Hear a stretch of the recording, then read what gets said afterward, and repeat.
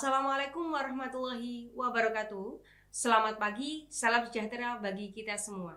Jumpa lagi dengan saya, Indah Lutfia dari Program Studi D4 Keselamatan dan Kesehatan Kerja, Fakultas Vokasi Universitas Airlangga, Surabaya. Pertemuan kali ini, teman-teman akan belajar perihal tutorial uji T 1 sampel. Namun sebelumnya, perlu diketahui ada beberapa jenis dari uji T. Uji T sendiri dibagi menjadi 3 jenis. Ada uji T 1 sampel, ada uji T 2 sampel bebas, dan yang ketiga adalah uji T sampel berpasangan. Namun, untuk pertemuan kali ini, kita akan belajar terlebih dahulu terkait dengan uji T 1 sampel. Uji T 1 sampel ini disebut juga dengan one sample t-test. Nah, tujuannya untuk apa sih? Tujuan untuk melakukan analisis statistik dengan menggunakan one sample t-test adalah untuk mengetahui apakah ada perbedaan antara rata-rata sampel dengan standar tertentu. Nah, selanjutnya prasyarat yang ketiga adalah data harus berskala, interval, atau rasio. Jadi data yang di sini digunakan itu harus berupa numerik atau angka. Jadi kalau misalnya teman-teman itu memiliki data dengan skala selain interval atau rasio, jadi datanya itu berupa data kategorik atau berupa kata-kata, bukan merupakan angka, maka secara otomatis teman-teman tidak diperkenankan menggunakan uji one sample t-test. Lalu prasyarat yang lain adalah data harus berdistribusi normal. Nanti kalau tidak normal, maka teman-teman tidak diperkenankan melanjutkan untuk menggunakan one sample t-test ini. Lanjut, ini adalah tahapan dari pengujian hipotesis. Di mana yang pertama, teman-teman bisa menentukan hipotesis 0 dan hipotesis alternatif, dilanjutkan dengan menentukan taraf kepercayaan atau alfa, menentukan daerah kritisnya, kemudian melakukan analisis statistik, dan yang terakhir adalah memberikan kesimpulan terhadap hipotesis yang diajukan. Apakah hipotesisnya ditolak atau hipotesisnya diterima. Untuk mempertegas terkait dengan hal tersebut, kita akan belajar bersama terkait dengan contoh kasusnya. Berikut ini adalah contoh kasusnya ya. Jadi seorang ahli K3 pada sebuah perusahaan X itu ingin membuktikan klaim dari perusahaan, dari auditor eksternal yang menyebutkan bahwa rata-rata lokasi kerja di bagian produksi itu memiliki tingkat sumber kebisingan sebesar 88 desibel. Nah, itu melebihi nilai ambang batas yang harusnya dalam 8 jam kerja itu tidak diperbolehkan lebih dari 85 desibel. Nah, kemudian ahli K3 ini untuk membuktikan klaim dari auditor eksternal apakah benar atau tidak, itu mengambil sampel dari hasil pengukuran kebisingan dari 10 titik lokasi. Nah, hasilnya kita dapat lihat pada tabel berikut ini, di mana dari lokasi 1 hingga lokasi 10 diambil beberapa pengukuran kebisingan dan didapatkan nilai tersebut.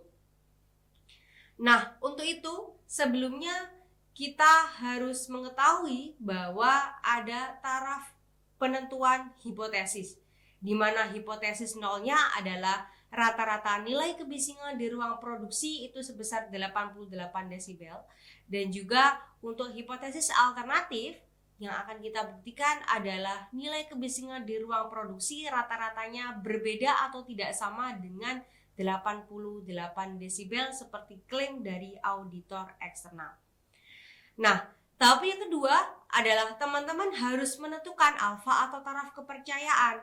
Namun, karena kita di bidang keselamatan dan kesehatan kerja yang itu umumnya mengikuti aturan dari public health ya, kesehatan masyarakat, maka umumnya kita menggunakan alfa 5%. Yaitu jika penelitian Anda di bidang sosial murni tanpa adanya kesehatan bisa menggunakan level 10%. Terus kemudian jika penelitian Anda menggunakan alat atau mesin sebagai instrumen pengambilan data bisa menggunakan level 1%.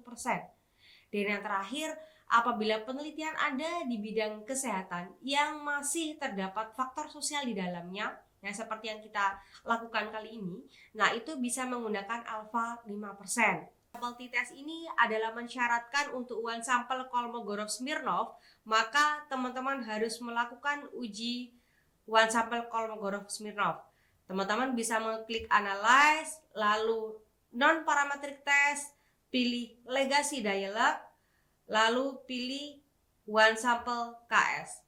Nah, setelah itu teman-teman bisa mulai memasukkan di bagian list variabel kebisingan, diubah ke sisi kanan, yaitu diubah ke test variable list, bisa dimasukkan.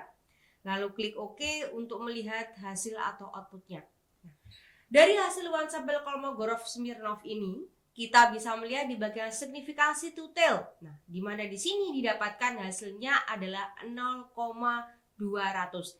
Ini bacanya titik 200, ini maksudnya adalah 0,200. Nah, lalu kita bandingkan dengan 0,05 sebagai taraf kepercayaan atau alfanya.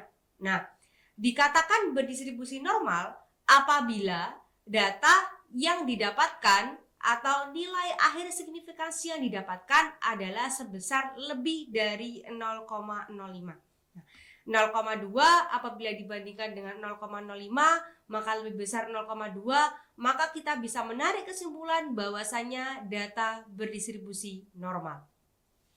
Oke, berarti setelah itu untuk dari segi prasyarat berdistribusi normal diterima, maka kita bisa melanjutkan ke analisis one sample t-test. Nah, perlu kita ketahui bahwasanya untuk analisis one sample t-test itu dibandingkan dengan standar tertentu. Nah, standar ini tadi apa? Nah, standar yang dipakai adalah klaim dari auditor eksternal, yaitu 88 desibel.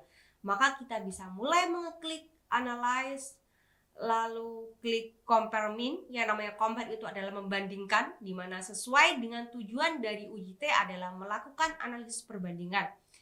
Compare mean, kemudian pilih one sample t-test.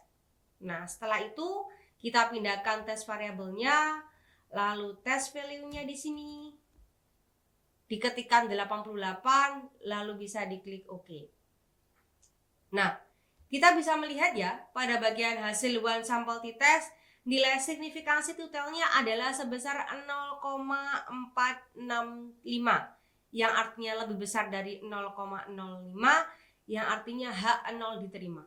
Nah, kesimpulan hipotesisnya kita bisa melihat ya, nilai 0,465 lebih besar dari nilai alfa, yaitu 0,05. Maka artinya H0 diterima. H0 diterima ini artinya apa? Ternyata rata-rata kebisingan di tempat kerja itu sama dengan klaim dari auditor eksternal perusahaan, yaitu sebesar 88. Yang artinya ini melebihi nilai ambang batas, maka dari itu perusahaan harus segera melakukan tahapan intervensi lanjutan untuk menekan angka kejadian penyakit akibat kerja yang dapat disebabkan karena sumber kebisingan yang melebihi nilai ambang batas. Oke, itu tadi adalah beberapa tahapan tutorial mengenai uji T1 sampel. Jadi yang pertama, teman-teman bisa membuat nama pada variabel pada kolom variable view. Kemudian tahapan kedua adalah melakukan proses input data. Lalu step ketiga, melakukan uji normalitas dengan one sample Kolmogorov-Smirnov. Step keempat, melakukan analisis one sample t-test. Step kelima, klik analyze, kemudian compare means, lalu one sample t-test. Lalu teman-teman bisa mulai memasukkan variabel penelitian pada kolom test variabel dan memasukkan gold standard sesuai dengan apa yang tertulis di soal. Yang terakhir adalah setelah dianalisis, teman-teman harus membaca output dengan melihat signifikansi detail untuk menjawab hipotesis yang diajukan. Oke, itu adalah tutorial mengenai one sample t-test.